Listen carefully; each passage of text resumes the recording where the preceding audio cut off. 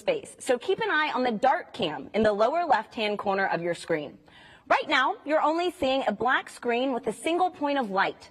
That point contains 2 asteroids in it, Didymos with a smaller asteroid named Dimorphos orbiting around it. As long as we continue to receive these live views from DART, we're going to keep that feed up on your screen. As we get closer to impact, the asteroid will begin to take shape, and eventually Dimorphos will fill your entire screen. You'll also notice a countdown clock indicating how close we are to impact and a progress bar that will check off key milestones along the way.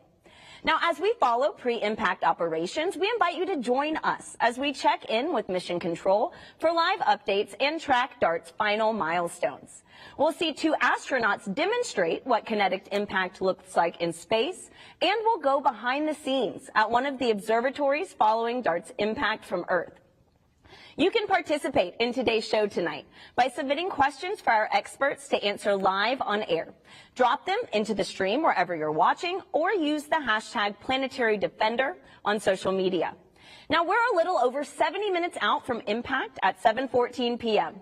Let's now meet your co-host, Samson Rainey, joining us live from the Mission Operations Center. Samson, it's good to see you. How does it feel to be in the middle of the action tonight? Hey, Tahira, I am feeling great. It is awesome to be back here after co-hosting DART's launch just 10 short months ago. How's the energy over there?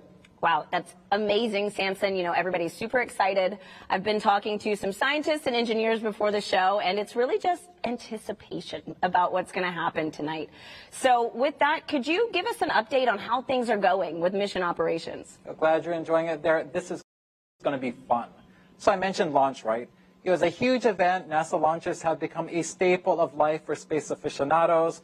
But there's never been anything like what we're about to see tonight, an attempt to impact an asteroid in near real time, the first attempt to change the motion of a celestial body. Just wow. If we hit that asteroid, Tahira, I think we're going to see a whole new side of this team that we've never seen before. Because let me tell you, since launch, these engineers and scientists have been eating, sleeping, and breathing this mission. This center has been like a second home for them as they've been monitoring the spacecraft's health and managing everything from propulsion to the power supply, guidance and navigation. The list goes on and on. They've run countless simulations and have rehearsed for this moment time and time again, preparing for anything, and I mean anything that could possibly happen. A quick recap of the last 24 hours. No surprise here, they've been busy. Last night, they performed the 6th and last of what are called trajectory correction maneuvers to aim DART to within 200 meters of Didymos. Then they worked straight through to this morning to make sure that all went smoothly. Then they soldiered on to get us ready for tonight. And here we are, about an hour and 10 minutes from impact, and we're now in what's called the terminal phase, meaning that SmartNav, the autonomous navigation system, is actively guiding the spacecraft as it was designed to do for its final 4 hours. I also received word minutes ago that DART has reached another critical milestone. Draco, the eyes of SmartNav, is able to detect Dimorphos. This is a major goalpost, I have to remind you, because up until now, Draco has only been able to detect Didymos, the much larger asteroid it orbits. The next major milestone we're waiting for is for SmartNav to be locked on or targeting Dimorphos. We'll get more into what that means later.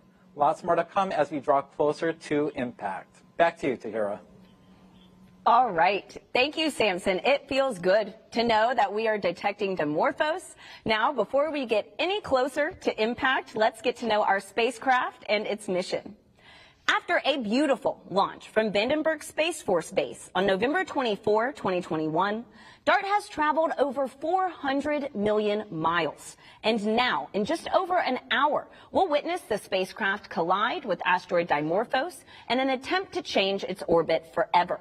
The DART spacecraft is about the size of a vending machine and uses hydrazine thrusters for propulsion and roll-out solar arrays for power. It's traveling at about 14,000 miles per hour and will complete the last 4 miles of its journey in just 1 second. DART is on a collision course with asteroid Dimorphos, which is about the height of the Washington Monument and, more importantly, poses no threat to Earth. Dimorphos sits within a double asteroid system and is the smaller moonlet asteroid orbiting its larger companion Didymos. DART has just one instrument on board, And that's a Draco camera, which is feeding images to its autonomous navigation system, steering it straight into the asteroid. Now, teams from around the world have worked hard to get us to this moment. Samson is standing by with NASA's head of science and Johns Hopkins APL's head of space exploration. Let's check in to hear more about the journey. Thanks, Tahira. To help give us some insight into what it takes to imagine, much less attempt, a mission this ambitious, I have with me Thomas Zurbuchen, Associate Administrator for NASA's Science Mission Directorate, and Bobby Braun, Space Exploration Sector Head at Johns Hopkins APL. Thanks. Gentlemen, thanks so much for being here.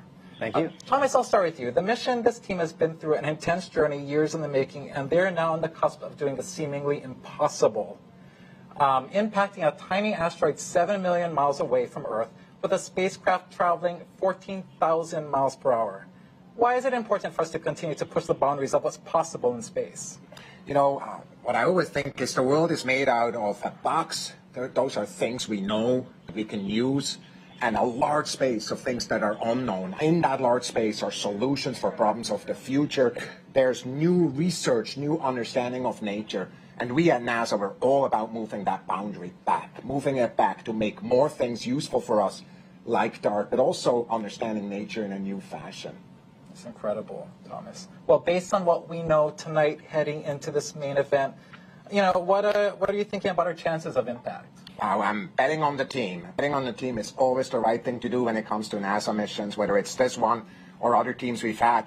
The thing you just announced, you know, that kind of seeing that little bump there in the image of that new kind of celestial body we knew was there, but now we've have it on the camera. It's just a step in that direction. I'm very optimistic. That's awesome. What the team has planned for months, years ago is coming to fruition, and we're watching it live.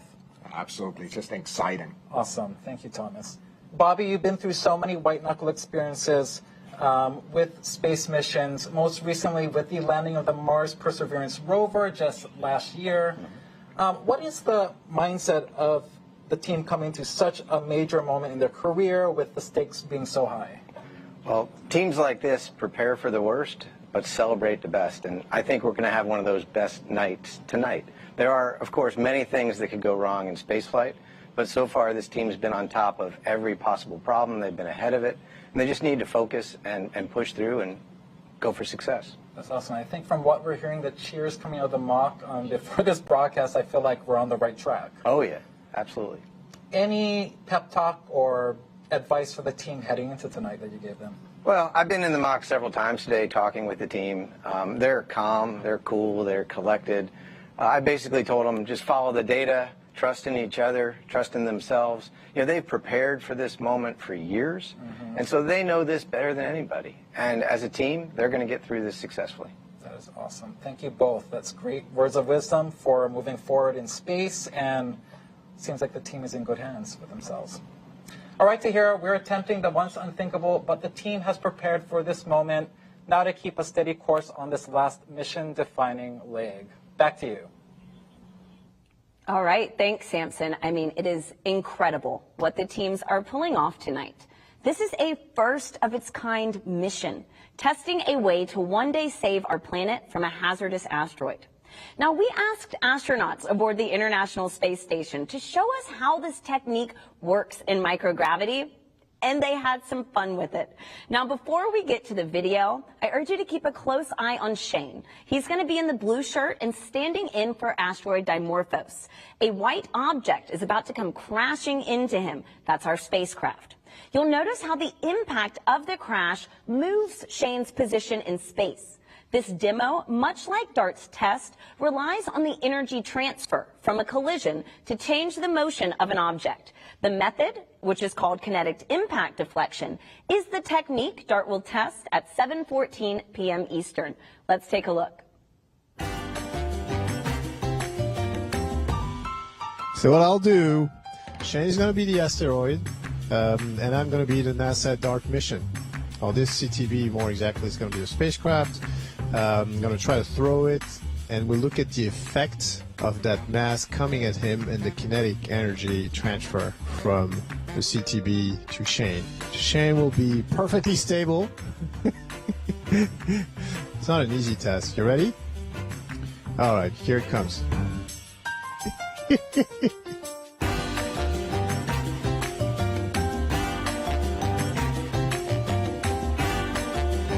I've redirected Shane successfully. Pretty good. All right, now back on Earth. We're taking your questions live in just a few minutes. Send them in using the hashtag Planetary Defender and stand by. It's time now for our first status poll update. Let's head to Samson to check in on DART's progress. Samson, how are we looking? Hey, Tahira. We are entering the 60-minute mark until impact, and as you noted, the team is about to conduct a poll, which is essentially a status update to check that key systems are in working order. We're talking Draco image quality, smart nav, guidance and navigation, ground systems performance, everything that's anything to do with getting us to impact. All right, I think the poll is about to get underway. Let's start to listen in.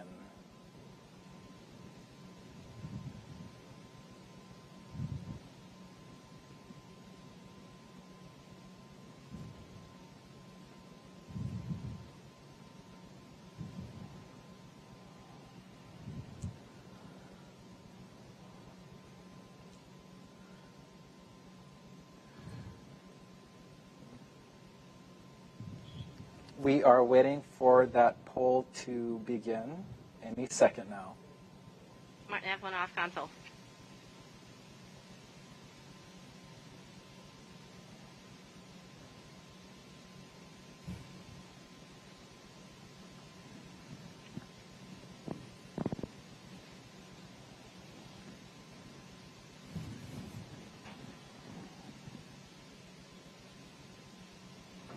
Waiting on that first poll of the evening. There will be two polls, one at 60 minutes, which is now, and one at 30 minutes.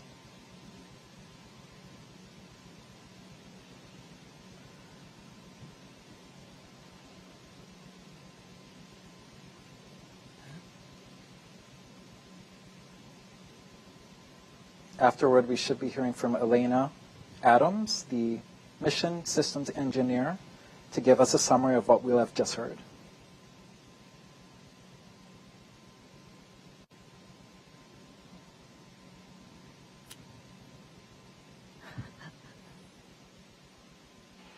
All right, folks, we're an hour prior to impact. Woohoo!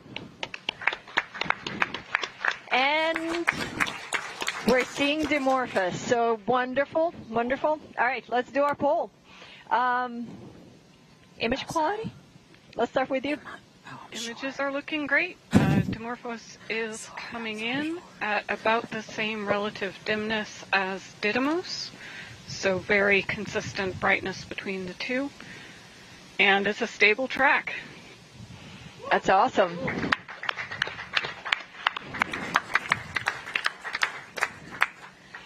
All right, SmartNav? SmartNav is looking good. We're sitting at about 30 meters of projected miss distance. There is no movement right now on the bars for doing a maneuver, but we do expect that when we transition in about 10 minutes that we'll see a maneuver at that point. Yeah, that's great. And at this point, because we have a stable track, we do expect to transition over at that time. So that's really good. Whew, that's good. All right, GNC. GNC is nominal. We're ready to burn. That sounds good too. And maneuver. All right. Let's see. Autonomy. Autonomy is nominal. Heaters are cycling and no more fault rules. All right. DSN. DSN looks good, and we don't see any sign of rain. And ESA looks good as well. That's good. And then ground system. Ground system is nominal, and we have a clear vision of Dimorphos on the image display now. Yes, it looks great. Thank you, guys. All right, one more poll after this, but in the meantime, we're going to hopefully transition at 15 minutes to locking. So stand by.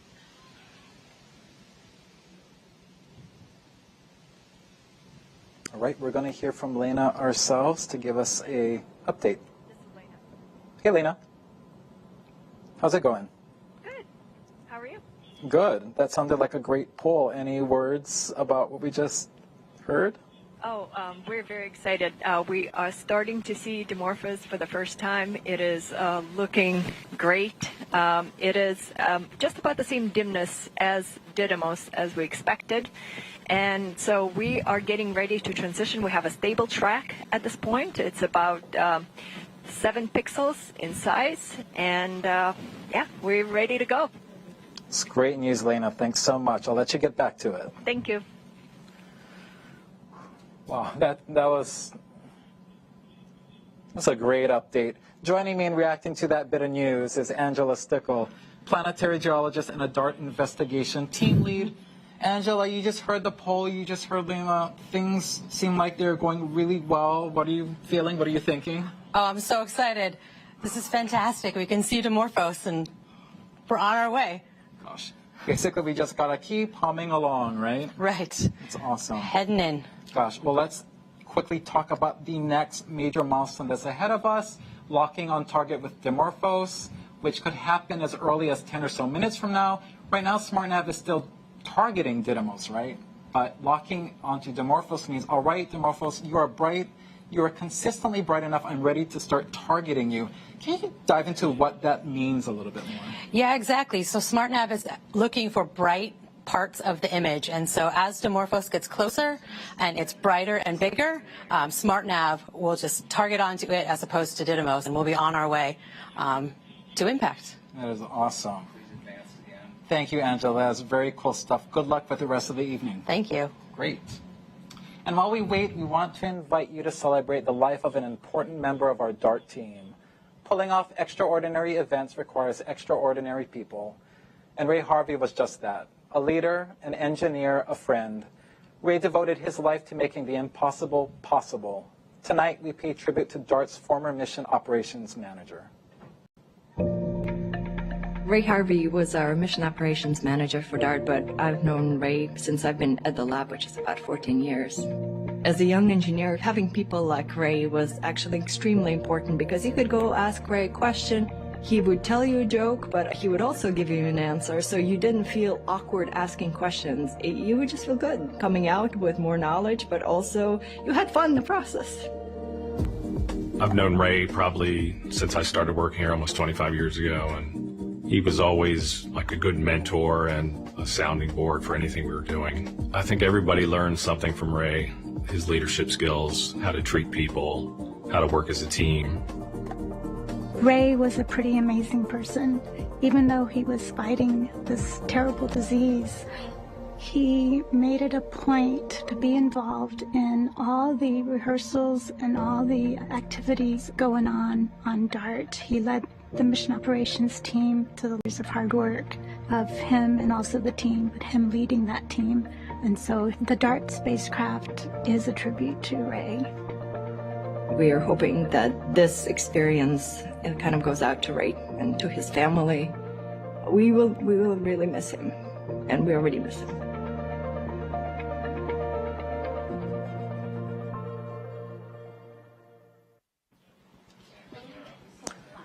Ray has touched so many lives.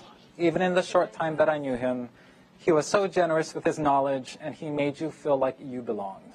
Ray, you will be greatly missed. This one's for you. Tahira. Thank you, Samson, for that beautiful dedication. Now, if you're just joining us, we're under an hour away from the DART spacecraft's head-on collision with asteroid Dimorphos. DART's mission is a test of a planetary defense technique that could one day save humanity. Rest assured, the test poses no threat to Earth. The spacecraft is almost 7 million miles away from us right now, and you're watching a live stream of its approach to Dimorphos. It takes about 45 seconds for the images you're seeing in the DART cam to make their way back to Earth. Any moment now, we should learn if DART is ready to commit to impact. While we wait, I'm here with Andy Rivkin, DART Science Investigation Lead, and Mallory D. Coster, DART Impact Modeler. Andy, Mallory, while we wait to learn if DART is ready to commit to Dimorphos, I can't help but wonder, why this asteroid? That's a great question. the way that the double asteroid redirection test was designed, it was to measure the period change in a binary asteroid system. So we needed a binary asteroid, so that eliminates some number of objects. We needed something with a moon that was small enough that we could move it with a strike from a spacecraft, but not so small that we wrecked the moon. So when you kind of tick off all the possibilities, Didymos really ended up as the best choice and really the only choice that would provide a mission in this time period.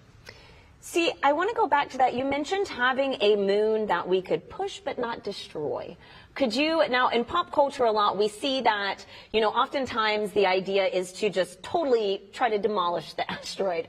Why have we chosen to not test that technique this time? Yeah, the conventional wisdom for planetary defense is that you don't want to disrupt an object and blow it into a zillion pieces, but you want to keep it intact and just move it all as one piece. Because if you move it all in one piece, then you can keep track of it a lot easier. If you blow it into a million pieces, then some of them might still Earth, and you don't want to miss a thing. Yeah, we might have more issues then. So we know that we have the perfect test subject. Mallory, now can you help us understand how, if mission success, DART's mission tonight can help improve models for mitigating hazardous asteroids in the future? That's exactly right. So we stand to learn a lot from this DART impact. DART is both a technology demonstration as well as a really big science experiment. So from a technology standpoint, we're going to see if we have what it takes to autonomously navigate a spacecraft into a relatively small celestial body, something the size of a football stadium, that's pretty far away from Earth. From a science perspective, we get to perform one of the largest and fastest impact experiments that man has done, something that could never be accomplished in a laboratory here on Earth. So we're going to learn how these large sizes, these fast impact velocities, and also these sort of extraterrestrial asteroid materials respond to deflection. Wow, I mean, there's so much about tonight that we don't know, and it seems like your fun is just getting started, right, until after impact. So Mallory, Andy, thank you so much. And tonight, ground-based telescopes aren't the only one watching the action. A small cube satellite built by the Italian Space Agency was deployed by DART 15 days ago and has been in the area to give us a bird's-eye view of impact. Here's more on Licia Cube. Licia is a 6U CubeSat of the Italian Space Agency participating in the DART mission, and it's also the first Italian satellite operating in deep space.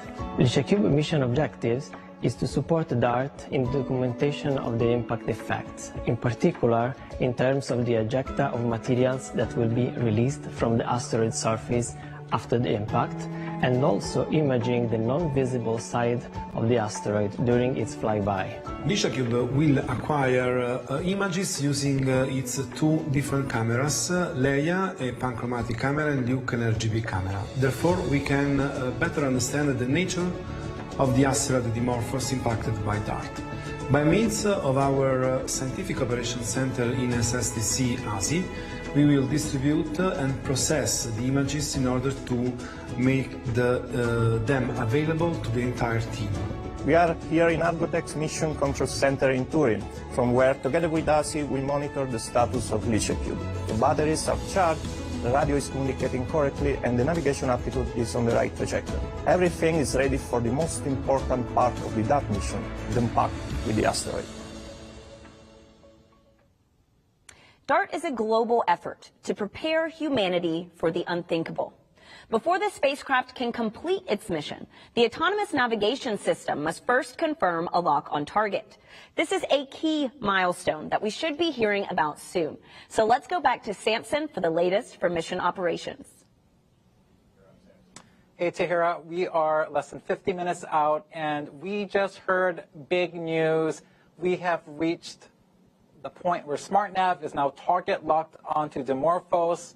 That progress bar should move to your right that much further, closer to impact. Very exciting. In the meantime, joining me is someone who worked on the instrument playing a starring role with this major milestone and basically all the way up to impact. Lisa Wu, mechanical engineer who helped install the Draco camera and built its cover. Lisa, thank you for joining me. Thank you for having me. So we just heard big news. We hit this target lock. It could have come fairly later than this, but it is we're in a good spot with this target. How are you feeling? I am so excited. I'm sure the entire team is ecstatic. This is what we've been working so hard for in these very last moments, and we just heard we got target lock, so could not be feeling any better. Very exciting. I mean, we are humming along. So a quick recap, SmartNav is DART's autonomous navigation system. It's been called the brains of the spacecraft. And right now it's essentially maneuvering that spacecraft on its own, as it will be for the last 4 hours. A Draco imager, it's providing SmartNav with that unflinching view of Dimorphos, about an image per second. It is the eyes of the spacecraft. Lisa, what makes this camera perfect for this mission? Yeah, of course. So the Draco instrument is a very, very high resolution, narrow field of view telescope. The image quality, let's go back. Draco is a descendant of the Lori telescope, which might sound familiar because it took the very first pictures of Pluto on the New Horizons mission, which also might sound very familiar because that is an APL-led mission. So if you've ever seen the first pictures of Pluto, that is the amazing quality that we have on DART. That's incredible heritage. And yeah, anyone who saw those images of Pluto, those were amazing, and that kind of ups the ante for what we're going to see with these pictures of Dimorphos, right? Oh, yeah. So we all know about, a lot of us have smartphones with, cameras. We have cracks, we have smudges. How did your team make sure that this camera made it in pristine condition to get to this point? Of course. So our flight hardware, including this instrument, was made in the clean room. Very, very high clean facility.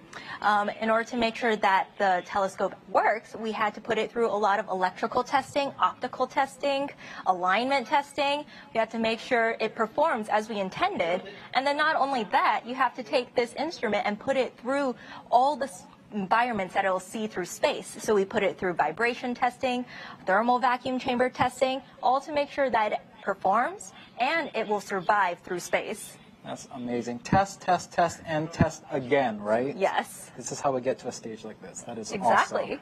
That is great. Thanks so much, Lisa. The number of astounding technologies that are on board this spacecraft is amazing, but doing the impossible requires nothing less than the astounding, right? Mm-hmm. All right, Tahira, we have the technology. Clearly, we have the talent. Now we wait for history. Back to you. All right, thanks, Samson. It feels good to know that we have locked on target Dimorphos. Now, earlier we asked you to send in your questions by using the hashtag Planetary Defender. And I am joined now by two real-life planetary defenders. We have Kelly Fast and Lucas Paganini, both from NASA's Planetary Defense Coordination Office. Let's dive into what you want to know. So, Kelly, Lucas, before I get to social media questions, we actually have a special question from a familiar face, especially if you're into football. So let's take a moment and hear from him. What's up? I'm Joshua Dobbs, quarterback for the Cleveland Browns. Now I have a question for NASA's DART team. On the field, I have to use precision passing in order to get the football in the hands of my teammates. And at least I can see where they are. For NASA's DART team, how are you able to aim a spacecraft at an object so far away? You know, that's a really good question, Kelly. And I mean, we haven't really done this before. How can we aim? Right. Well, But I have to say, Joshua does in a few seconds what we've taken, years to do. Just as he has to throw it where he knows that the player will be, throw his football where the player will be. DART needs to end up where Didymos and Dimorphos will be. And so that was learned from astronomy, looking at through telescopes, calculating the orbit, and then the people who launched DART to its destination navigated there. So there's just a lot more calculations involved, which Joshua does in his head. Yeah. And then there's this autonomous navigation. It would be like he had a football that could navigate itself. Yeah. And so we have that to lean on that he doesn't. And so that's what helps get to that destination. All right, nice. I mean, it's very impressive. And so we have another question from Jonathan on Facebook, who wants to know, how can a small satellite like DART be able to impact something as big and heavy as an asteroid and actually move it? Right. And it's all about momentum, right? We have this tiny asteroid of about 160 meters, the size of a football field. And then you have this spacecraft, which is about 500 kilograms. So It's all about momentum, right? You have this massive asteroid and this tiny spacecraft, and how do you move it? It's all about mass and velocity. Since we don't have enough mass in that spacecraft, we have to really impact it hard, and that's why we're impacting it at 4 miles a second, which is outstanding. Which is amazing. And I mean, we're actually going to get to watch impact live take place. And so that gets me to my next question. We have Metal Money on Twitter who asks, what is the size of the blast on the asteroid? Kelly, could you explain a little bit about that? Well, and that's something that we're hoping to find out from this mission, because, you know, there's physics and calculations, but actually when you're dealing with a real asteroid that we haven't seen close up before, and what type of material might be on the surface, what the structure is, this is something that, like a Lucia cube, we hope to see as Lucia cube flies by, to see what that blast was, how large it was, which will help those who are doing the modeling of how effective the impact was, and in changing the orbit, what all figures in, what Lucas just talked about, the mass and the velocity, but then also maybe that blast that is seen afterwards, the plume of material that we're hoping to see from Lucia cube. So how does tonight's mission play into the work that y'all do in NASA's Planetary Defense Coordination Office, Lucas? Yeah, I would start by saying that this is a very important test. We're going to know if this kinetic impact is an effective technique to use in the case that there would be any potential asteroid en route to Earth. So definitely, for me, that's the most important thing about this test. But then on top of that, there's finding the asteroids, because you can't go out and mitigate a possible threat if you don't even know it's there. And so NASA is very focused also on finding near-Earth asteroids with telescopes that survey the skies every night, looking for near-Earth asteroids, getting the orbits calculated, figuring out where they're going to be in the future to see if we even need something by DART, and then working to speed that up. NASA's working on the Near-Earth Object Surveyor space telescope that would look in the infrared and have a different perspective, complement the ground-based telescopes to accelerate things, just so that we know, is there a threat out there that we're facing that we do not yet know about? Wow, I mean, it's incredible just to know the work that is already being done. It's good to know that we're building off of it, but it's good to know we've already got some people watching the skies. Yeah. And so I have our next question from Alan on Twitter, who asks, how long does it take for pictures to reach Earth? Kelly. Well, the time it takes light and then a radio signal from the spacecraft to come to Earth is 38 seconds, but then there's also the time needed to process the images, so a few more seconds on top of that. So under a minute, but still it's not instantaneous, because it's a ways out there. Well, that makes sense. I mean, but under a minute to get something back from space, I'd say we're doing pretty good right there. Right. So, Lucas, Kelly, thank you so much for everything that y'all are doing to keep our planet safe. Thanks, Tahir. And so it's important to note that tonight we're attempting something that's never been done. And with that presents many challenges to overcome. Here's what makes DART a first-of-its-kind mission. The DART mission is a very difficult mission because we are trying to do something that hasn't been done before. This is the first time we're going to an asteroid that is this small, this dark, and we're actually going to attempt an impact. The DART mission is really something that the whole world can get behind.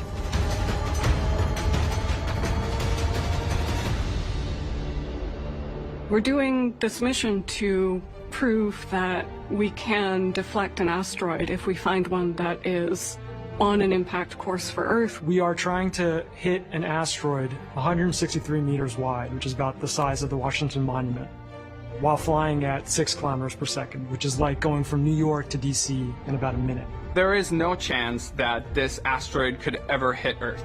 It's a very small asteroid. It's only about the size of a small football stadium, and it's almost 7 million miles away from the Earth. That's 28 times the distance between the Earth and the Moon. There's kind of a limit on how much mass you can launch into space. You know, rockets are only so big. So our spacecraft is only the size of a golf cart. Draco is the primary instrument on the DART spacecraft. It is the camera that is going to be imaging the Didymos system as we approach. When we first see the asteroid through Draco, it's just going to look like a pixel. There's a star tracker on board that takes images of the stars and compares them to a known catalog to determine which way it's pointing in space. It poses the biggest risk because very, very small errors in this measurement can spell the difference between success and failure. And those measurements are going to be fed into the SmartNav algorithm that's going to be making the autonomous course correction commands that will put us on an intercept course. There is a very small probability that we don't hit the asteroid. Even if we do everything right, our sensors work well, our spacecraft is doing well, we are looking, we're finding the asteroid, even then, we might still miss. We're trying to teach a computer how to recognize an object we've never seen before. And the way it does that is by taking pictures of the asteroid and then interpreting where it is in space and guiding itself to it. The spacecraft is controlling itself. SmartNav is guiding the spacecraft. And we have very limited ability to respond in that time. So it has to do it all by itself. And at about 2.5 minutes out, we cease all maneuvering and we coast until we hit the asteroid. It is going very, very fast towards the asteroid, traveling at 6 kilometers per second. 200 times faster than a car on the freeway. So when we hit, all of that mass, all of that momentum pushes the asteroid. Even giving it a small nudge will allow it to change its course. But if we did see an asteroid on track for Earth, this would be enough of a deflection. It's like a bittersweet moment. Yeah, all this hard work just got destroyed, but that was exactly why we put it all together. Of all the endeavors that we do for space and in space, this is probably one of the ones that one day will be the most important thing that we've ever done. In the future, I hope that DART can teach us what ways work and what ways don't work for planetary defense. Because it is humankind's first demonstration that we have gained the knowledge and the technology to be able to protect the Earth from an asteroid impact.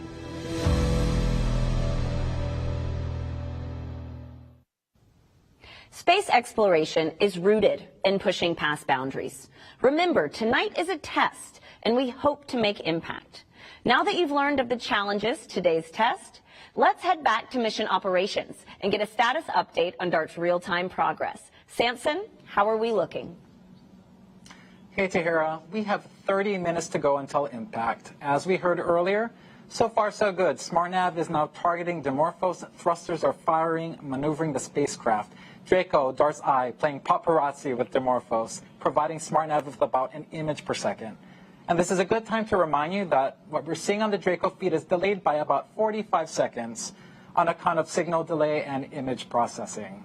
And coming up, we're about to see the team conduct a final poll, one last scheduled confab to make sure that all systems are go. And as we head to that, I have someone with me who knows a thing or two about ensuring spacecraft readiness and integrity. Betsy Congdon, DART's mechanical systems engineer. Betsy, thank you so much for joining me. Thank you.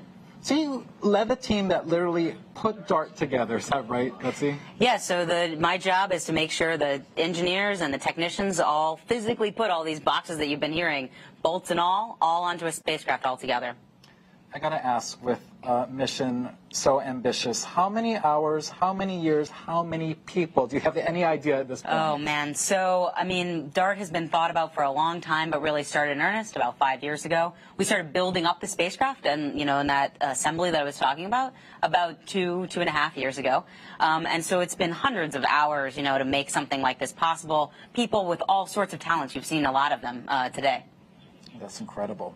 And so we're heading up toward another status update, as I said earlier. And as we all know, space is a unique and challenging environment. When you're assembling DART, what were the key boxes you were checking off of that very long quality assurance list to get the spacecraft to where it is right now and hopefully till impact? So space is very hard, and so what we do is each individual component, Lisa was talking about this earlier, goes through its own individual testing, and then we put the whole spacecraft together, and we will check out the electrical systems, making sure all the boxes are working and talking to each other. We put it into a vacuum chamber, make sure it's going to work in space, put it through all the different temperatures it's going to see, and then put it on a shaker table and actually mimic launch, and so it actually goes through all of that as a full spacecraft as well as individual components. So we go through a lot of testing, mission operations, mission simulations to get to this point.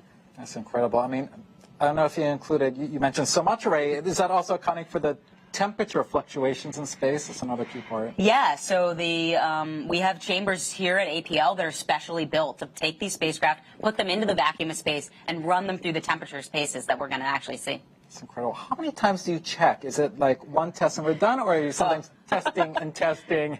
Lots and lots of testing, and that's what makes it, so perfect. We're seeing these great images coming in because of all that testing and all of that work. So, you don't do anything once. You're doing it many times because once it's in space, there's not a lot of ways to fix it. Right.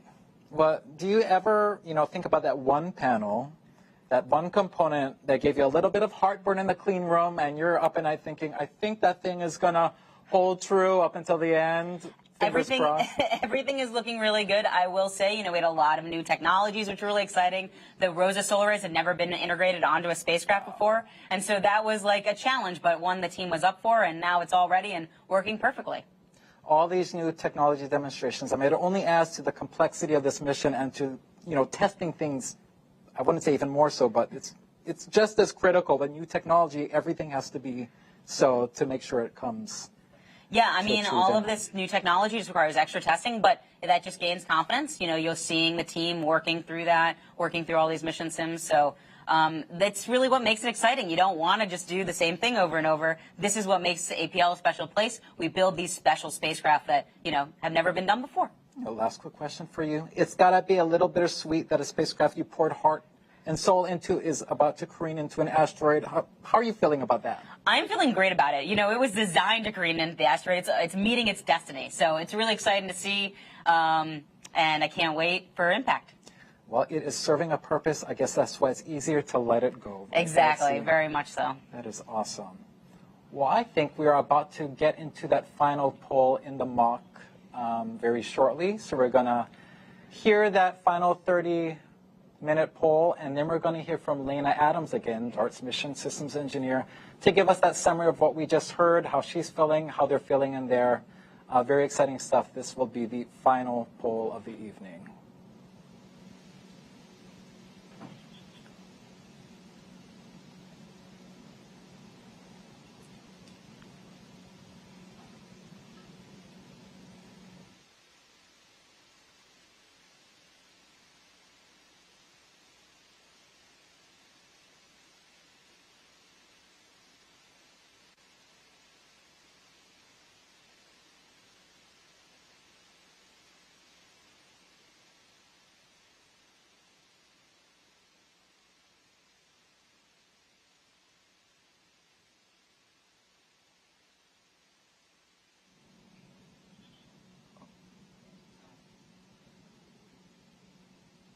We are awaiting that final poll. This is DART MSC on DT Mock. It is time for the last status poll. Yes. We're about, 7,000 miles from Dimorphos at this point, so yay. All right, image quality. How are we doing? Still looking very good. Dimorphos still tracking along that same brightness predict as Didymos. That's great. All right. Maneuver complete. Yes, thank you. All right. SmartNav. SmartNav is looking nominal. We are at under 30 meters of projected miss distance right now. Yeah, it's looking really good. Look at that. That's looking fantastic. Very excited. All right, GNC. Yeah, GNC also looking good. We've been very excited to do those burns, so we've been waiting a long time. Oh, this is great. Autonomy. Autonomy is green. The heaters are cycling nominally, and we've had no new fault rules firing. Okay, wonderful. DSN. DSN is green, and ESA is green. Got plenty of margin. Looks good. All right, ground systems. Ground system has been helping a few users manage clients, but everything is going fine there, and we are green. Yes, wonderful. Thank you, guys. completes the poll.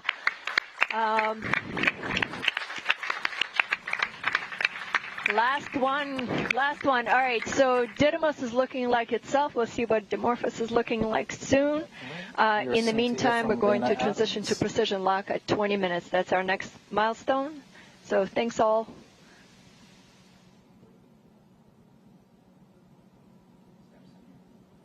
All right, we're about to hear from Lena Adams from the Mission Operations Center. Hi, Samson. Hi, Lena. That sounded very positive. How's it going in there? Oh, it's going great. It's going great. We've locked on Dimorphos. We're maneuvering towards it, and yeah, everything is looking really good. We were at the time of the poll within just a few meters of projected miss distance, which means we were hitting towards the center. And at this point, we're coming back there about 30 meters off the center of the lit portion of Dimorphos as of right now. We've executed 2 burns. And everything's looking on track. Oh, that sounds wonderful, Lena. Thanks so much for that, and good luck on the final stretch. Thank you. Thank you. Have a good one. All right, Betsy. We had that very positive poll, lots of fantastics, lots of clapping. We heard Lena in a very positive mood. How are you feeling? I'm feeling great. It's amazing to see the actual dots on the screen for real coming down from the spacecraft. Very exciting. Any words of encouragement for the team? I mean, obviously, they're doing a great job. They've practiced a ton, and we're ready. Go Dart. You've heard it all loud and clear, Tahira. All systems are go, and we remain on track for impact. And like Betsy just said, go Dart. Back to you. All right. What an exciting update, Samson. You just heard it. All systems are go. Mission operations confirm the spacecraft is on track for impact. But in order to hit the mark, the test must first locate its target. That's why Johns Hopkins APL engineer Michelle Chen helped develop new autonomous navigation techniques that will ensure a bullseye. Let's take a look. Never in my life would I have thought I would take a couple $100 million spacecraft and crash it into an asteroid. My name is Michelle Chen, and I lead the team that is responsible for the autonomous navigation of DART spacecraft to hit an asteroid. The DART mission is the first planetary defense test mission. Our goal is to hit and impact an asteroid to understand and study the momentum transfer so that we could potentially later down the road, if we need to, deflect an asteroid on its way to Earth. I am the SmartNav lead. SmartNav stands for Small Body Maneuvering, Autonomous Real-Time Navigation. SmartNav, I always consider it sort of like the brains. And so the camera, Draco, is essentially the eyes. The algorithm has to identify and hit the target in the field of view of the camera. We're flying at over 6 kilometers a second. It essentially occupies a pixel up until possibly 30 minutes prior to impact. And then that's where everything gets really exciting. And so you could just imagine if it was a human being joysticking this. Because we don't know for sure what the asteroids look like, our simulation gives us the capability to use different asteroid shapes and asteroid objects to see that our SmartNav algorithm performs against all these unknowns. We're super excited and nervous as well. I love pushing the boundaries, and I love the application of math into real-world problems, and then seeing it actually doing its thing. To me, there's nothing cooler than that. If you're just joining us, we're about 24 minutes away from DART's impact with asteroid Dimorphos. The spacecraft is flying at 4 miles per second, guided only by its autonomous navigation system. I'm here now with Tom Statler, DART program scientist, and Don Graninger, DART impact modeler. Tom, Don, thank you for being here with us tonight. We have some good news happening, but we did just hear about the challenges that DART is facing tonight. So, Don, could you tell us a little bit about what kind of uncertainty exists with a mission like this? Yeah, sure. So what's really interesting is that until just, even a few minutes ago, I feel like we're just getting our first looks at Dimorphos. And so we have absolutely no idea what we're going to be impacting into. It could be covered in rubble pile. It could be just a completely different shape. We don't know until we really write upon that impact. And that's probably one of our biggest uncertainties on this. I mean, but that's what really makes tonight so exciting. And so, Tom, could you expand a little bit more on how we will use this information in the future if all goes successfully? Well, this test is really important to understand how we might be able to deflect asteroids in the future. And when we measure the change in the binary period of Dimorphos, and we will understand how the asteroid reacted to our kinetic impact. And then as we get deeper understanding into exactly what the geology was of that asteroid, that's the basic information that's going to help us refine our physics understanding of asteroids and our ability to compute and predict, like Dawn does, run these fantastic codes and extend this knowledge to really have a good plan for how we might react if we ever do discover a dangerous asteroid that is different from Dimorphos. Well, hey, I mean, it's better to be safe than sorry. So it sounds like y'all's party is really just getting started after impact. So congratulations on your success so far. It has been a pleasure. Thank you so much. Now, any second, we should be learning if DART has a precision lock on its target Dimorphos. This is a key milestone critical to tonight's success. Samson, mission operations must be buzzing. How are things going? Hey, Tahira, the energy is indeed electric and the team is hyper-focused. You could hear a pin drop right now as we're coming up on the critical 20-minute mark from impact and expecting to hear from the team that SmartNav is now precision locked onto Dimorphos, which means that SmartNav will be tracking only Dimorphos from here on out. Why? SmartNav has full confidence that we're in fact tracking Dimorphos, and so we want to remove any confusion by continuing to track Didymos. Because what could happen with Didymos is that its shape could be such that there's a lot of shadowing, which could make it seem in the Draco imagery like multiple blobs, as the team likes to call them.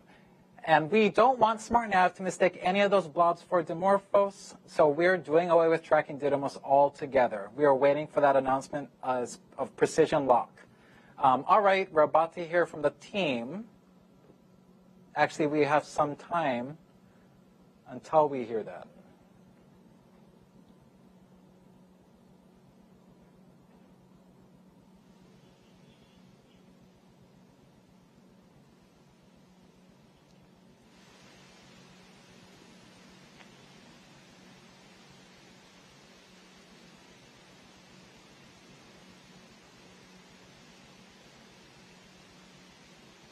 And now let's listen in for that confirmation of precision lock. All right, we expect to be in precision lock soon.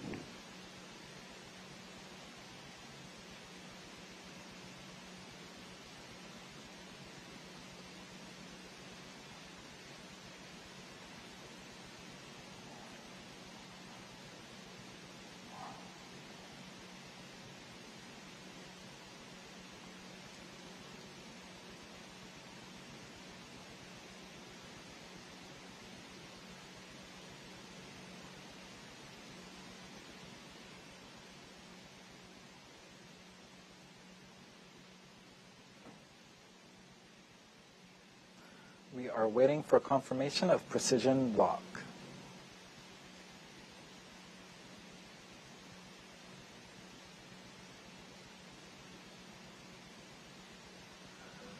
MSC, this is SN5. Go ahead, SN5.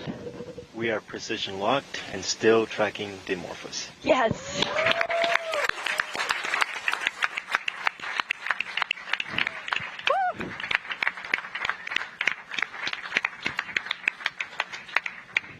We are soon going to hear again from Elena Adams. This is great. This is DART MSC on DT Mach. So this was our last milestone. At this point, we're going to be working towards Dimorphos. I expect we're going to do some burns. We're about 4,500 miles away from Didymos and Dimorphos. So let's see what happens.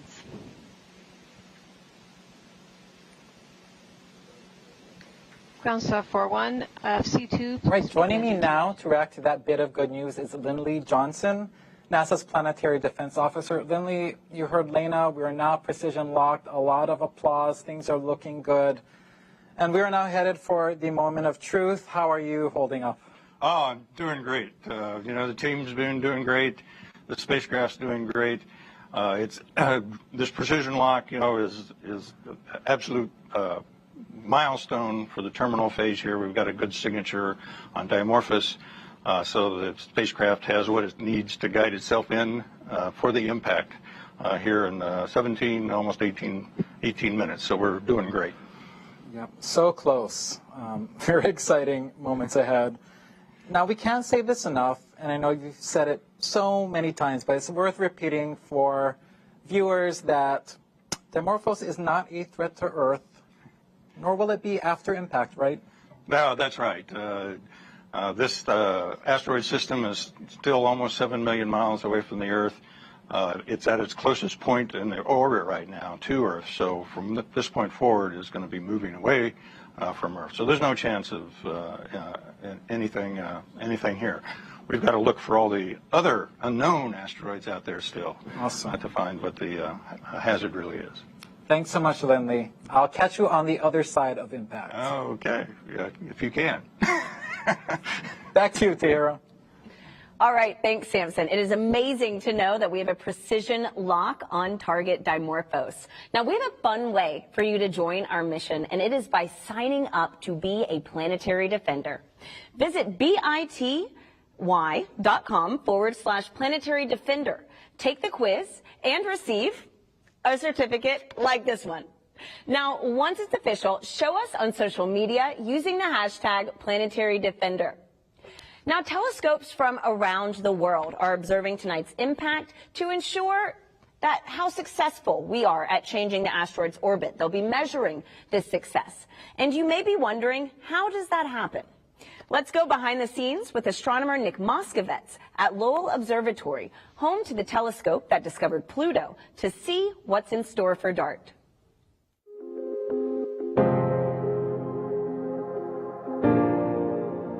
This is Lowell Observatory. Lowell is one of many observatories around the world that will be observing the DART impact, NASA's first ever planetary defense test mission, to see how much a spacecraft impact can deflect an asteroid in its orbit. This is where Pluto was discovered, and we are still doing research in all areas of astronomy today. So let's go check it out.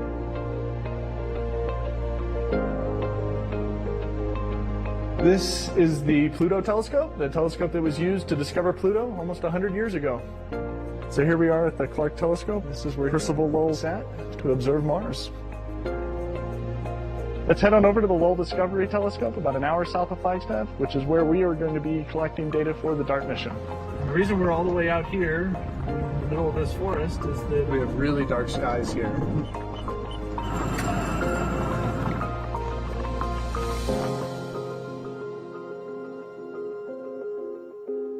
And this is the Lowell Discovery Telescope. This is what a 4.3 meter telescope looks like. This is what we will be using to study Didymos and Dimorphos in the days and weeks after DART impact. The DART spacecraft will be hitting an asteroid called Dimorphos. It's special because it's a binary asteroid, which means a satellite around a larger asteroid called Didymos. And DART will actually be hitting Dimorphos. And what we will be measuring is how much DART changes the orbit of Dimorphos around Didymos.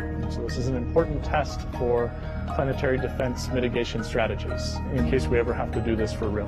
The Lowell Discovery Telescope is one of many telescopes around the world which will be used to study Didymos and Dimorphos. It's really a global coordinated effort. And what we're looking at here is a large 4.3 meter primary mirror that's in the middle of the telescope tube here. Up at the top is a secondary mirror. The secondary mirror up top there is what is focusing the light down onto the instruments and allows us to take images with the camera that's located down at the bottom. This is maybe one of my favorite hidden rooms at the telescope. We're like standing inside the telescope, underneath the telescope, 100 tons above your head, held up by this and this, which is cool. It's sort of, as you can see, the highest peak around here, just over 8,000 feet. I come up here for sunset, because sun setting right there, it's perfect. For DART, we're going to be collecting images of the night sky. And typically an observer would be here in front of one of these consoles controlling the instrument and taking images like these as they're coming in off the telescope. DART is really a sort of before and after experiment. We need to understand the system before the spacecraft intentionally impacts, and then we have to understand what the outcome of that impact event is. As we watch from the Earth, Dimorphos will pass in front of Didymos and behind Didymos. What we will be doing with those images is measuring the brightness of Didymos in those images and looking at how that brightness changes. And those dips in brightness allow us to measure when these eclipses happen and measure the orbit period of Dimorphos. And so you have essentially a fixed star field here. All the white dots are stars of different brightness. And moving through this field is Didymos and Dimorphos, which again, we can't distinguish them as discrete points of light, but we have that small object moving through the field of view. So after impact, we will then be able to go back and start observing intensely, looking for those mutual events, those eclipse events of Dimorphos passing in front of and behind Didymos. And on each one of these frames, we're measuring the brightness to assess whether or not it's undergoing one of these events where Dimorphos is passing in front of or behind, and using those to determine the orbit period of Dimorphos around Didymos. This is such a cool experiment. It's such a singular experiment. Using the ground-based telescopes like this one and others around the world to watch the systems and see how it's affected by this impact event, because that's really what's going to give us the answer to what did DART do at the time of impact. And that will be exciting to see how that evolves over the days and weeks following that impact. All right. After a 10-month, 470 million mile journey, DART is just minutes away from making history. A truly global effort, this mission has brought together people from around the world, united under one goal: to find a way to protect humanity from a hazardous asteroid if one were ever discovered. Now, usually NASA spacecraft are intended to operate for many years or even decades, but not DART. DART was built to be destroyed. DART is a mission of firsts, proving that a spacecraft can autonomously seek, find, and approach a target in space that's so far away we don't even know what it looks like. It also marks the first time humanity will have moved a planetary body in the universe. I said that correctly. Now, at this point, the spacecraft is controlling itself, making small maneuvers to ensure it's lined up with its target. DART is speeding through space and will cover the last 4 miles of its journey in just 1 second. Coming up, we'll hear the final updates from mission operators and witness the big moment live from space. Samson, you have the best seat in the house. How are we looking? You're right, Tahira. Front row tickets to the biggest event in town, and things are looking good. We are T-minus 10 minutes to impact, and DART is precision locked onto Dimorphos and zooming down the home stretch. Now, we have a lot to cover in the time we have left, and I'm thrilled to have with me Lori Glaze, Director of NASA's Planetary Science Division, with me for the ride. Lori, such a pleasure to have you. Oh my gosh, I am so excited to be here and really happy that we are here in this final 10 minutes. We are almost there. Well, you were just in the thick of it with the team up until a few minutes ago. What is the atmosphere like in there? I can only imagine. It's great. I mean, they're excited. Every time there's a marker that we meet a milestone, everyone is cheering and very excited. But there's also almost a sense of a calm confidence that with every milestone, everything's going, as planned. We're found and we locked on the target as planned, pretty much at the right time. They're looking at the brightness and the reflectivity of the object, and it's more or less what they expected. Everything is performing as expected, and so there's a lot of cheering and happiness, but just kind of a sense, hey, we've been planning for this a long time, and we've got it. We've got this. We've been planning for this. We can hear applause left and right throughout this evening, all good signs. What are they focused on at this critical juncture, Lori? It is basically years of planning, 10 months of making sure we get to this point after launch, and they've been juggling a lot. Is there anything in particular that they are glued on as we enter this moment of truth? Yeah, so the main thing they've been watching is getting to that point where we could do the precision lock, where we had good enough signal coming back and enough confidence in where we are relative to Dimorphos that we could really do that precision lock onto the target. And it's hands off now, right? We're not, the spacecraft is going to drive itself, and really focused on that, that point where they could be precision locked. And they're also thinking about looking at and reassessing continuously what's the probability of miss, right? As you get closer and closer, that probability should get smaller and smaller, and it is. It looks really, really good right now. Well, it sounds like the game of thinking, of wondering, really doesn't end until that last second comes to pass. So they can do a lot of great up until this point. We just have to see this through to these last few minutes. Well, and in a few minutes, speaking of that, all the years of thinking, of doing, planning, reacting is finally coming to an end. From 5 minutes to impact, there will be no more opportunity to send any commands to SmartNav in the Mission Operations Center.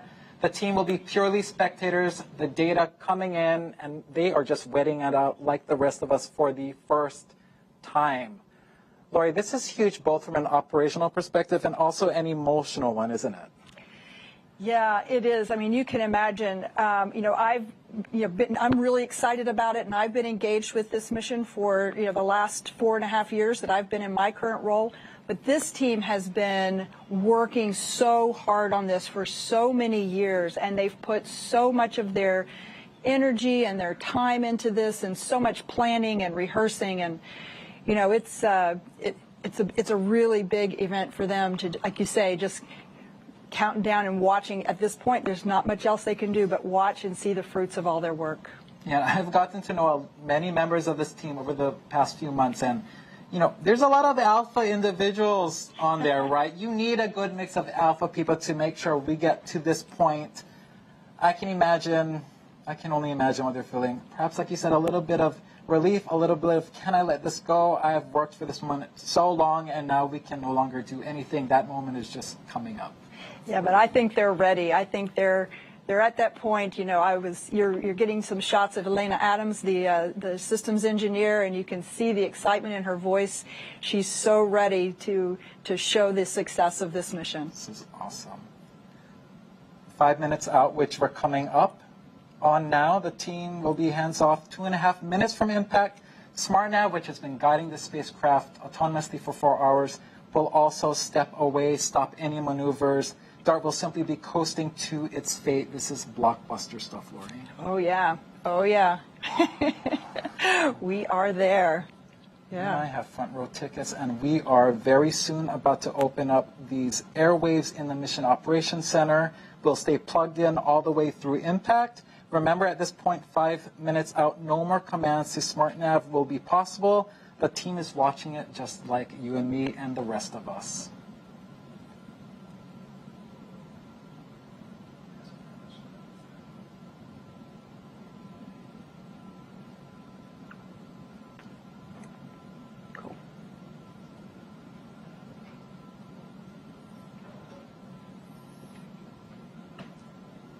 All right, we've reached 5 minutes from impact. The final command opportunity to SmartNav has passed, and the team is simply watching that data stream in just like we are. Also remember, there is a 38-second lag for the data to travel to Earth, and also an additional few more seconds for image processing. It's important to note that.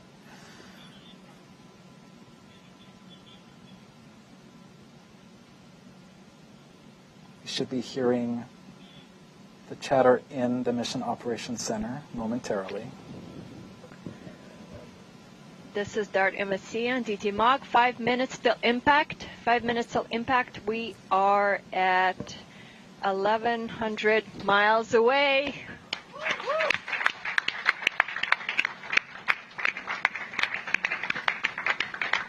Also, our window for sending any commands to the spacecraft is done. Contingency's done.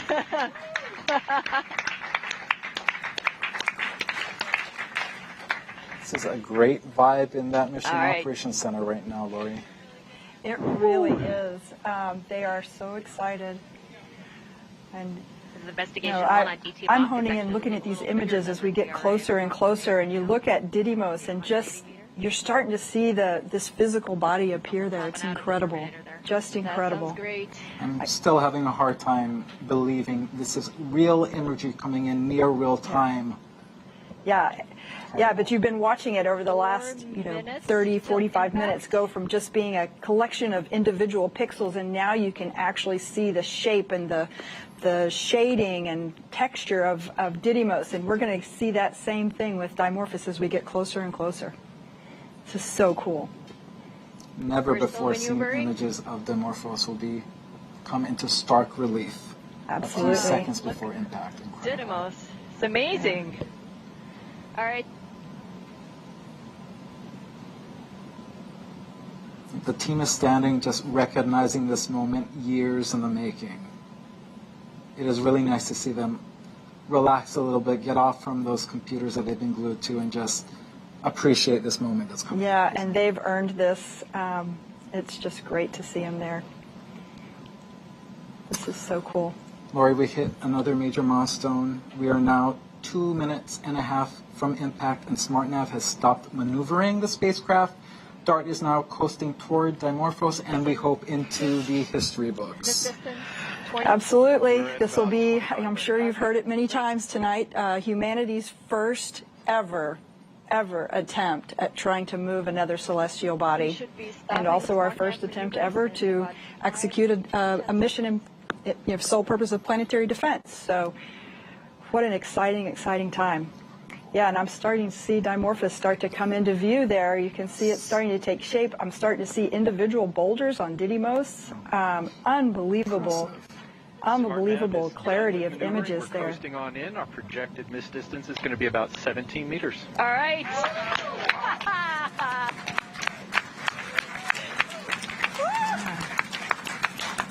All eyes on this event. Space telescopes, ground telescopes from every continent on Earth. Yeah. All right. 2 minutes out. Does not look like one single rock to me. Oh, boy, we're getting close. 14,000 miles per hour, Lori. 14,000 miles per hour. And remember, 45 minutes ago, 55 minutes ago, we couldn't even resolve this object in space. And now you can see us zeroing in right on target. And we're now dropping the clock, and we'll go by loss of signal to confirm impact. Right. Yes.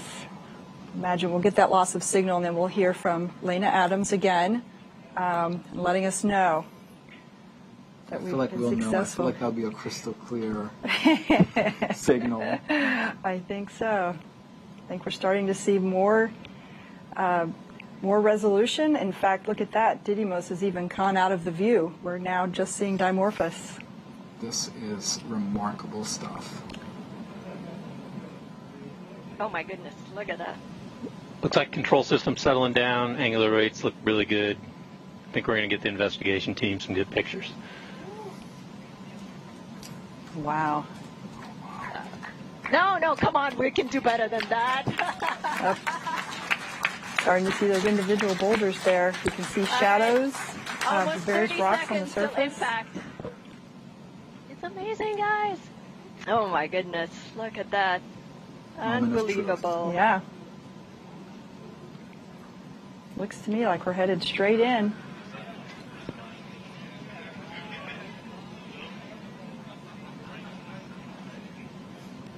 Oh my gosh. Woo. Oh wow. Yeah. Oh my goodness. 8, 7, 6, 5, 4, 3, 2, 1. Oh my gosh. Oh wow. Awaiting visual confirmation. All right. Let's see. We got it? Waiting. And we have impact. A giant leap for humanity in the name of planetary defense. Woo. Fantastic. Oh, fantastic.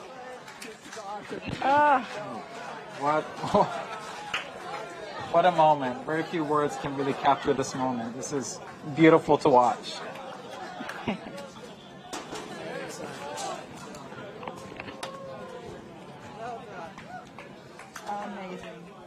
Amazing. What a team. What a team and what an accomplishment. Team. A few weeks ago, they had their last dress rehearsal. They were getting emotional at the dress rehearsal, and they're like, this is crazy. We're getting emotional. This is not the real thing. I can only imagine what they are feeling right now. Yes. Well, you can see them there on screen. They're all pretty excited. Wow. Hearing impact, the curtains close on Draco feed. That raw joy from the team, years of hard work and the weight of expectation lifted off their shoulders. This is amazing.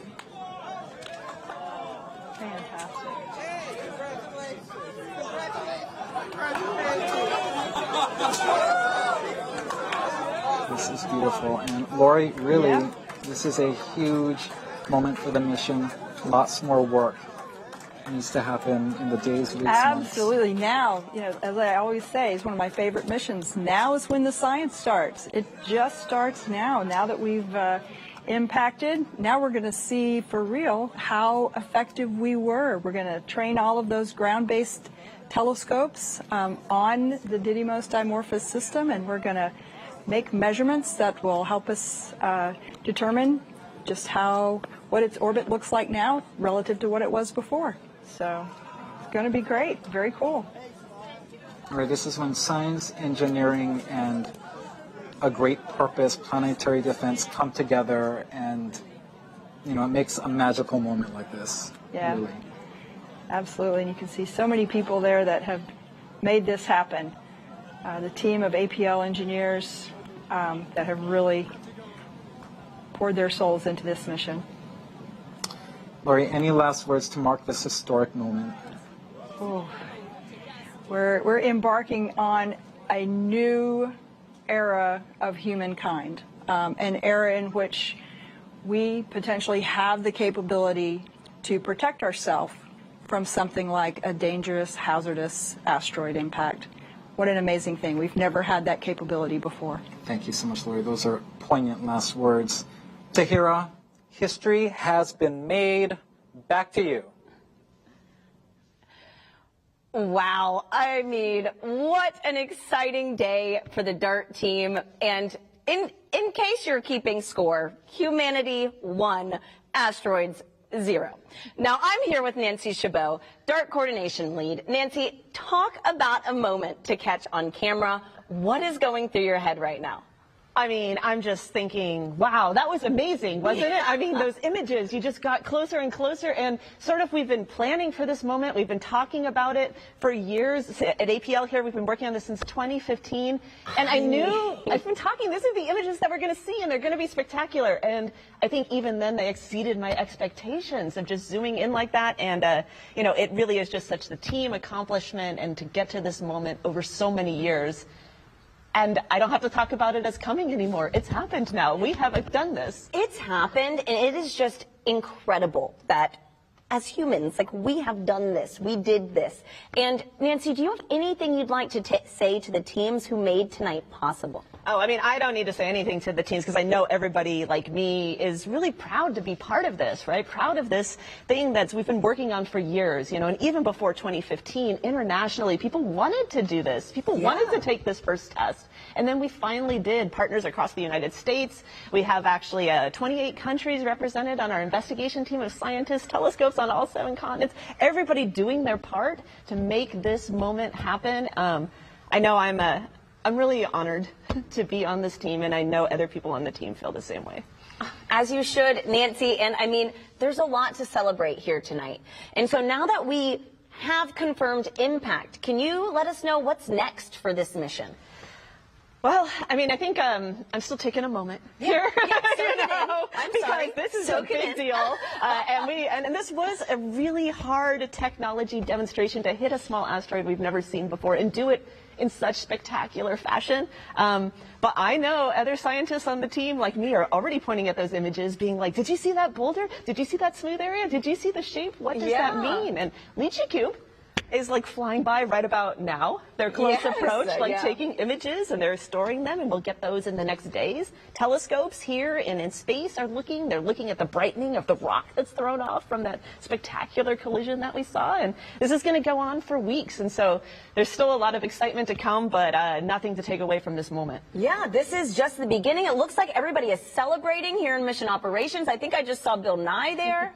And so it is a huge day for this team, but also for humanity. You know, Nancy, you mentioned earlier about some of the international collaborations. And could you give us an idea on kind of the scope of DART's mission, right? It's not just us in the United States that's focusing on this. So can you expand a little on that? Yeah, I mean, planetary defense is really an international issue. We are all on this planet together, right? And I think it's been so great for this mission to really support and embrace that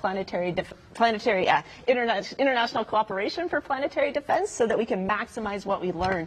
And this idea came about from international scientists talking to each other, working together, you know, in order to make this moment happen for NASA's Planetary Defense Coordination Office, building the spacecraft here at APL. But really, scientists around the world are ready to study the, what did we do to Dimorphos?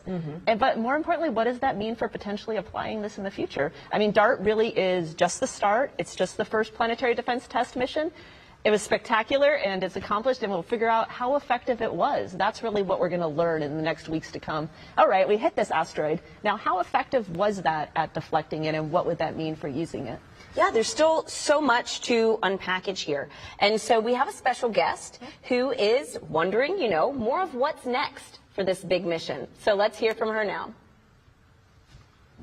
Hey everyone, I'm Danny Hansen, American Paralympic rower and hydro athlete. And first, I would like to congratulate the entire DART team on crossing the finish line. So congratulations. And with that, here's my question. Now that DART has impacted, how will you know if the spacecraft has actually changed the asteroid's orbit? That's a good question.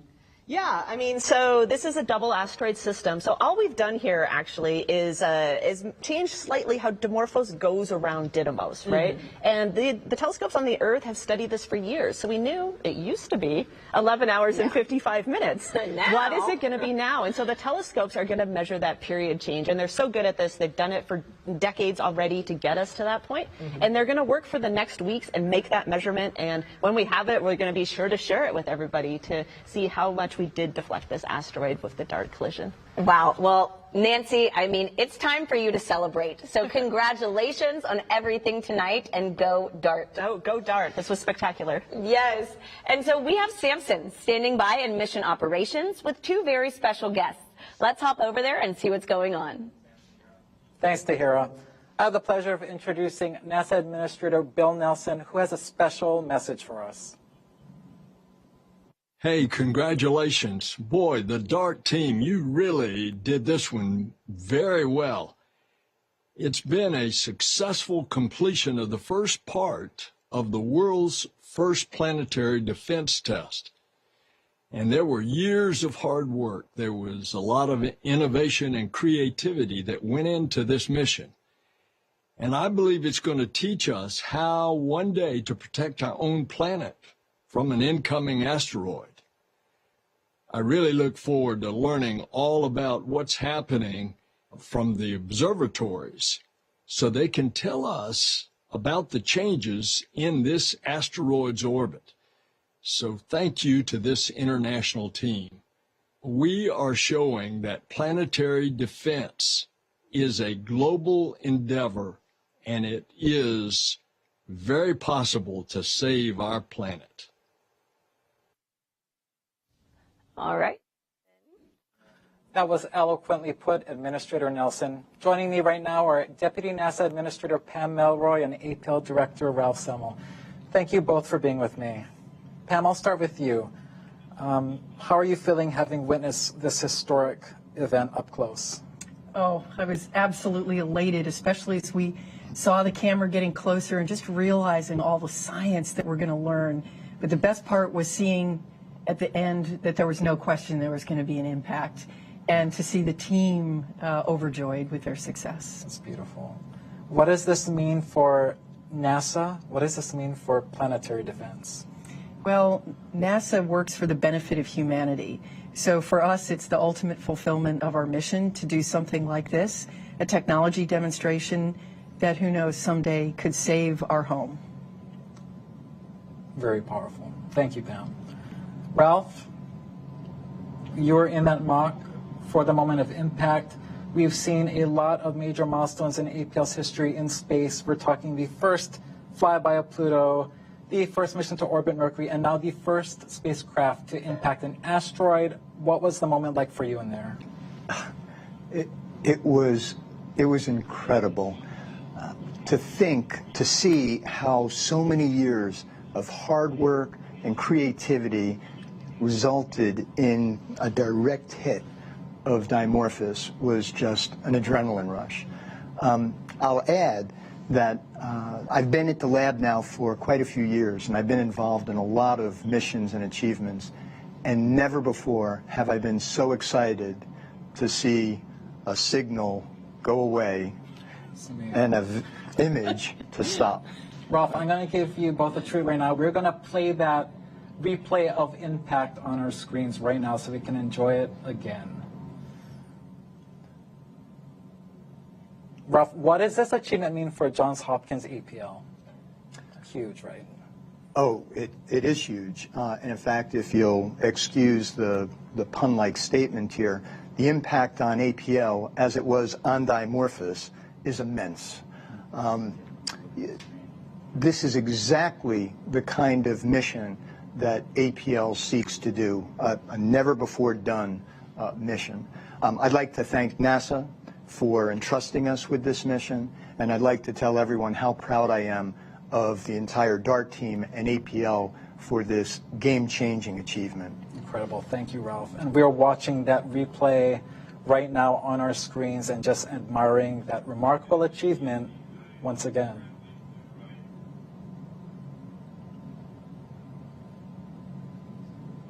They were just tiny blobs of light, and now they are real objects to us, which is amazing.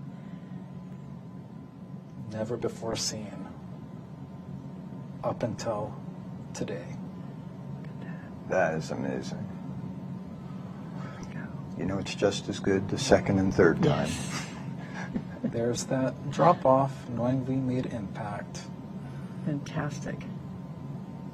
Well, there you have it. A lot of pride here tonight, along with the promise of big things to come. And with a successful DART impact, that will do it for us today at the Mission Operations Center. Back to you, Tahira.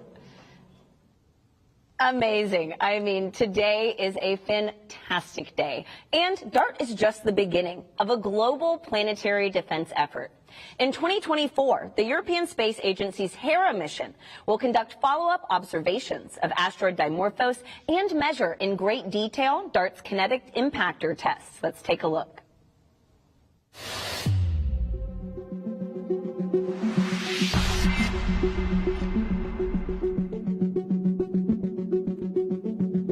The DART impact is going to be an incredible moment, something we've been looking for over 17 years. My name is Jan Carnelli, and I'm leading the Hera mission for the European Space Agency. The deflection by DART will be measurable from ground with telescopes. However, only with Hera coming up close and inspecting the asteroid will unveil all of those parameters that will allow us to plan for a deflection mission if one day we need one. This is the propulsion module of the Hera spacecraft that will take us to asteroid Dimorphos and will allow us to study the results of the DART impact. The propulsion module is being built here in Italy and then will be sent to Germany, where will be mated with the instruments and the rest of the spacecraft to be ready for launch in October 2024. We started designing and conceiving the whole mission and the spacecraft about 2 years ago, and we have a launch date to meet that is a fixed date in October 2024. So it's challenging, but we're making it possible. You could say that Hera is really 3 space missions in one. We have one, the main spacecraft that we are currently building at OHB in Germany, but we also have 2 smaller missions that are spacecraft in their own right. Those are the 2 CubeSats, Juventus and Milani.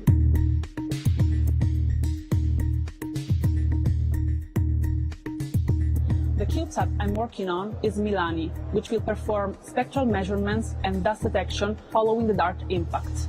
My name is Margherita Cardi from Tevac International in Italy.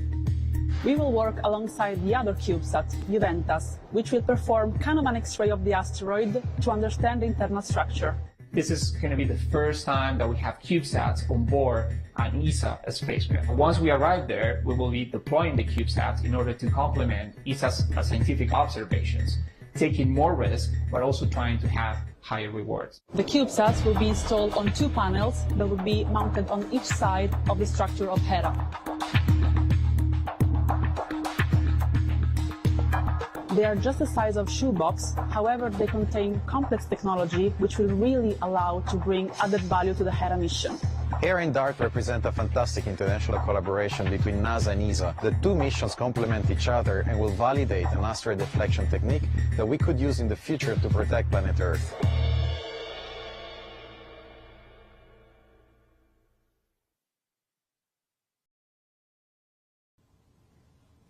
There you have it. Tonight, we've ushered in a new era in planetary defense.